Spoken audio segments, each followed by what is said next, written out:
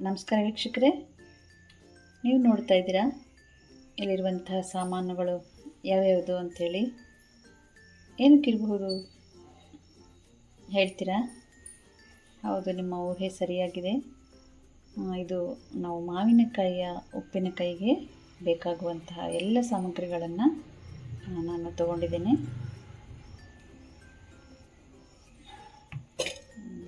ನೋಡಿ, ಮೊದಲನೇದಾಗಿ ನಾನು ಬ್ಯಾಡಗೆ ಮೆಣಸಿನ್ಕಾಯಿ ತೊಗೊಂಡಿದ್ದೇನೆ. ಆಮೇಲೆ ಇದು ಗುಂಟೂರು ಮೆಣಸಿನಕಾಯಿ, ಅದು ಚಿಕ್ಕಬಳ್ಳಾಪುರ ಮೆಣಸಿನಕಾಯಿ ಅಂತಾರೆ ಅಥವಾ ಮಣ್ಣು ಕಟ್ಟು ಮೆಣಸಿನಕಾಯಿ ಅಂತ ಹೇಳ್ತಾರೆ. ಸಾಸಿವೆ ಮತ್ತು ಮೆಂತ್ಯವನ್ನು ತೊಗೊಂಡಿದ್ದೀನಿ. ಇದು ಸ್ವಲ್ಪ ಸ್ವಲ್ಪ ಪ್ರಮಾಣದಲ್ಲಿ, ಅಷ್ಟೊಂದು ಸಾಸಿವೆ ಮೆಂತ್ಯ ಹಾಕೋದಿಲ್ಲ. ಇಷ್ಟು ಪದಾರ್ಥಗಳು ಬೇಕಾಗುತ್ತೆ. ಜೊತೆಗೆ ಸ್ವಲ್ಪ ಉಪ್ಪು ಹಾಗೂ ಎಣ್ಣೆ, ಒಗ್ಗರಣೆಗೆ ಎಣ್ಣೆ ಮತ್ತು ಉಪ್ಪನ್ನು ತಗೊಂಡ್ರೆ ಸಾಕಾಗುತ್ತೆ. ಅರಿಶಿಣವನ್ನು ಮತ್ತು ಕರಿಬೇವಿನ ಸೊಪ್ಪನ್ನು ನಾವು ಒಗ್ಗರಣೆಗೆ ಸೇರಿಸ್ಕೊಳ್ಬಹುದು. ಇಷ್ಟು ಪದಾರ್ಥಗಳನ್ನು ನಾವು ಮಾವಿನಕಾಯಿಯ ಉಪ್ಪಿನಕಾಯಿಗೆ ತಗೊಳ್ತೀವಿ. ಹಾಗಾದರೆ ಎಷ್ಟು ಮಾವಿನಕಾಯಿಗಳು ಬೇಕು ಅನ್ನೋದನ್ನು ತೋರಿಸ್ತೀನಿ, ಬನ್ನಿ. ನಾನು 2 ಮಾವಿನಕಾಯಿಯನ್ನು ತಗೊಂಡಿದ್ದೇನೆ. ನೋಡಿ, ಅಷ್ಟೇನು ಹುಳಿ ಇಲ್ಲದಂತಹ ತೋತಾಪುರಿಯ ಜಾತಿಗೆ ಸೇರಿದಂತಹ ಮಾವಿನಕಾಯಿಗಳು 2.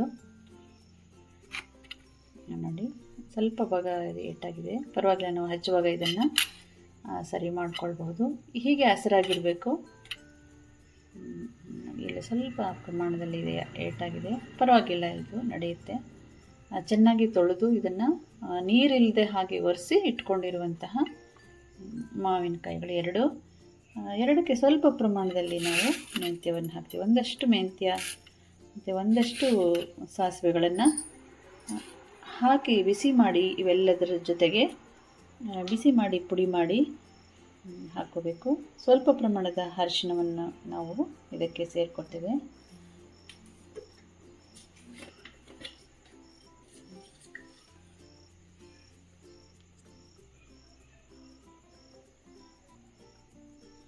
ನೋಡಿ, ಸ್ವಲ್ಪ ಪ್ರಮಾಣದಲ್ಲಿ ಒಂದು ಅರಿಶಿಣವನ್ನು ಸಹ ನಾನು ಇಲ್ಲಿ ಸೇರಿಸ್ತೇನೆ.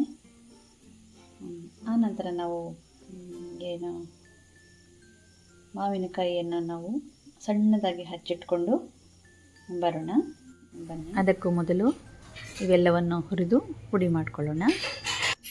ಇವಾಗ ಅರ್ಧ ಚಮಚೆಯಷ್ಟು ನಾವು ಮೆಂತ್ಯವನ್ನು ಹಾಕ್ಕೊಳ್ಳೋಣ. ಕಪ್ಪಾಗಬಾರ್ದು, ಆ ರೀತಿಯಲ್ಲಿ ನಿಧಾನವಾಗಿ ಹುರಿಬೇಕು.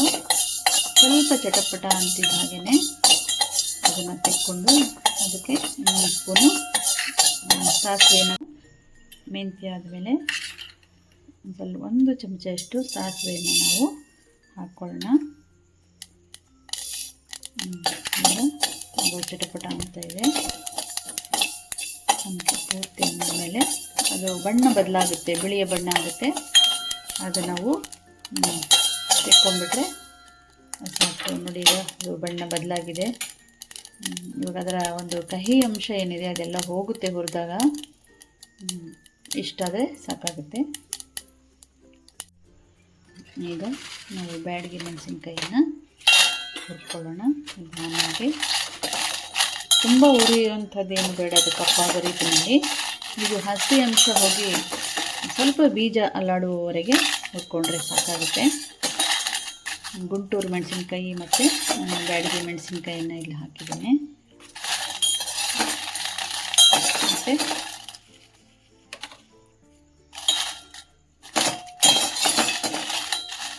ಮತ್ತು ಹೇಗೆ ಆಗಿದೆ ಅಂತ ನೋಡಬೇಕು ಅಂತ ಹೇಳಿದರೆ,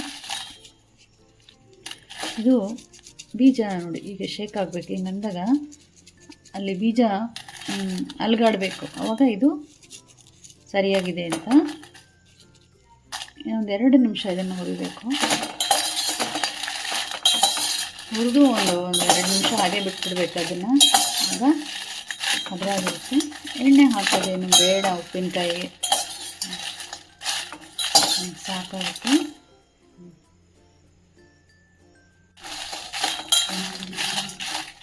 ಅದರಲ್ಲಿ ಇವಾಗ 3 ರೀತಿಯ ಮೆಣಸಿನಕಾಯಿ ಸಹ ಮಿಕ್ಸ್ ಆಗಿದೆ. ಅಷ್ಟು ಮಿಶ್ರಣವನ್ನು ನಾವು ಮಾಡಿಕೊಂಡಾಮೇಲೆ ನಾವು ಮಿಕ್ಸಿಗೆ ಹಾಕ್ಕೋಬೇಕು ಪುಡಿ ಮಾಡ್ಕೊಳ್ಳೋದಕ್ಕೆ.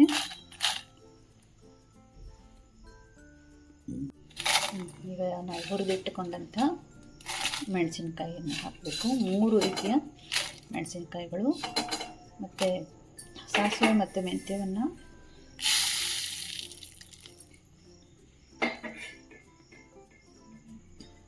ಹಾಕಿದ್ವಿ. ಇಷ್ಟನ್ನು ನಾವು ಮುಚ್ಚಳವನ್ನು ಮುಚ್ಚಿ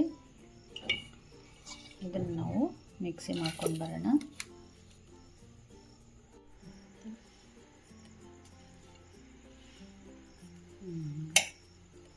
ನೋಡಿ ಈ ಹದ ಆದರೆ ಸಾಕಾಗುತ್ತೆ, ತುಂಬ ನುಣುಪೇನು ಬೇಡ, ಎಷ್ಟಾದರೆ ಸಾಕಾಗುತ್ತೆ ನೋಡಿ.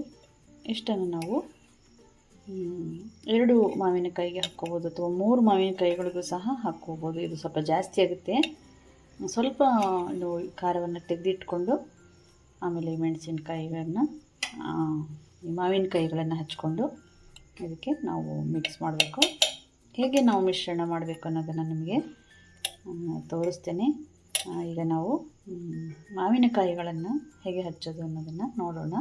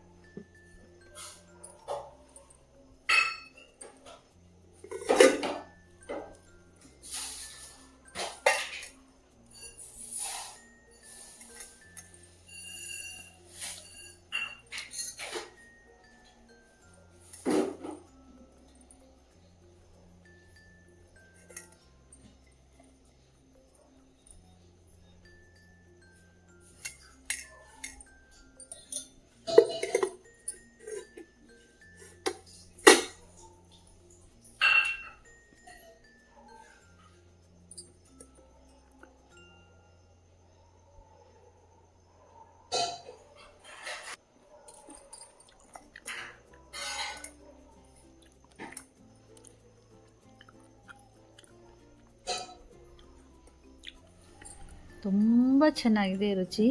ಒಮ್ಮೆ ಮಾಡಿ ನೀವು.